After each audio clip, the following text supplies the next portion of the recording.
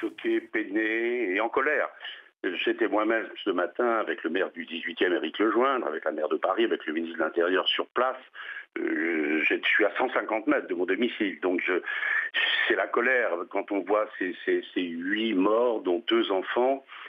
C'était un matin qui pleure parce que rien ne permettait avec cet immeuble, plutôt de privé, plutôt de bonne facture. Voilà, il faut que, semble-t-il, un acte criminel vienne frapper des familles qui sont aujourd'hui à la fois dans la peine, et je ne parle même pas de ceux qui sont morts et qui ont perdu la vie à travers un acte d'un irresponsable ou d'un criminel en tout cas. Donc je souhaite qu'il puisse être arrêté, interpellé, identifié et jugé, bien sûr, mais ça ne fera pas revenir les 8 victimes et ça n'enlèvera pas le chagrin des familles. Alors, l'enquête ne fait bien évidemment que commencer, mais on se rend compte déjà du rôle des caméras de surveillance.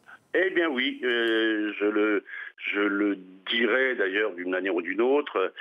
Ceux qui ont critiqué ces caméras de vidéoprotection que nous avons installées avec Myriam El Khomri quand elle était mon adjointe en charge des questions de sécurité dans le 18e, bon, on a été critiqué, mais on voit que c'est une aide à l'élucidation évidente et qui ne sont absolument pas ces caméras attentatoires à la liberté des braves gens.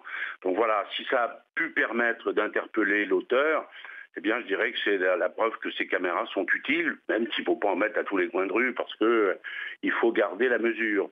Mais en tout cas, je pense que les policiers ont fait un formidable travail, rapide, la police judiciaire notamment, et les pompiers, bien sûr, ont été exemplaires comme d'habitude.